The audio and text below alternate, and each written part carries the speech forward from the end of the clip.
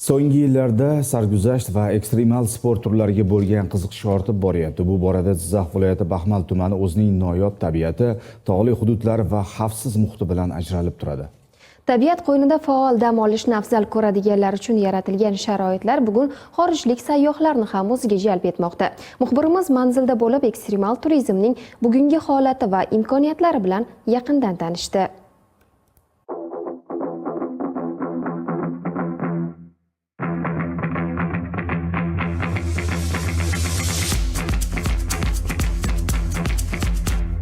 Ekstremal tog' turizmi bu tog'larda qiyin va xavfli sharoitlarda amalga oshiriladigan turizm turi hisoblanadi. Baxmal tog'larining baland cho'qqilari, jozibali vodiylari va sirli kanyonlari alpinizm, toqqa chiqish kabi sport turlarini sevuvchilar uchun ideal muhit yaratadi. Jamoaviy bo'lib kelgan turistlarni tog'larda olib yurishdi.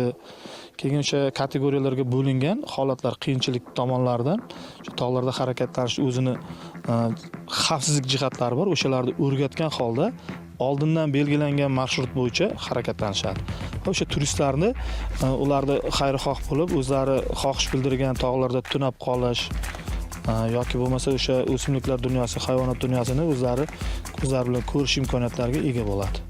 Ushbu turizm mavsum tanlamaydi. Tog'li hududdagi sayohat barcha faslda sayyohlarning adrenalin darajasini oshiradi. Aynan mana soha bo'yicha Rossiya Federatsiyasidan, Belorussiya, Qozog'iston, Qirg'iziston, qo'shni Tojikiston Respublikasidan ko'proq turistlar tashrif buyuryapti. Ayrim holatlarda Yevropa davlatlaridan turistlar tashrif buyuryapti.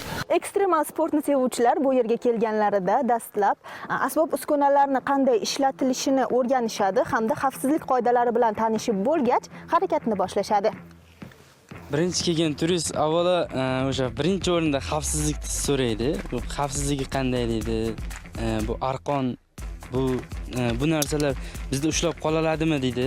Bu arqon 5 tonnagacha yuk ko'tariladi. Bu tepada, pastda bittadan odam turadi. Ularning xavfsizligini ta'minlash, o'rgatish birinchi qatnashayotgan odamga. Tabiatning go'zalligi, qiziqarli faoliyatlar va mahalliy madaniyat bilan tanishish imkoniyati bu hududni haqiqiy ekstremal turizm markaziga aylantiradi. Madina Ahmedova va Xobjon Abdug'aniyev hudud informatsion dasturi uchun.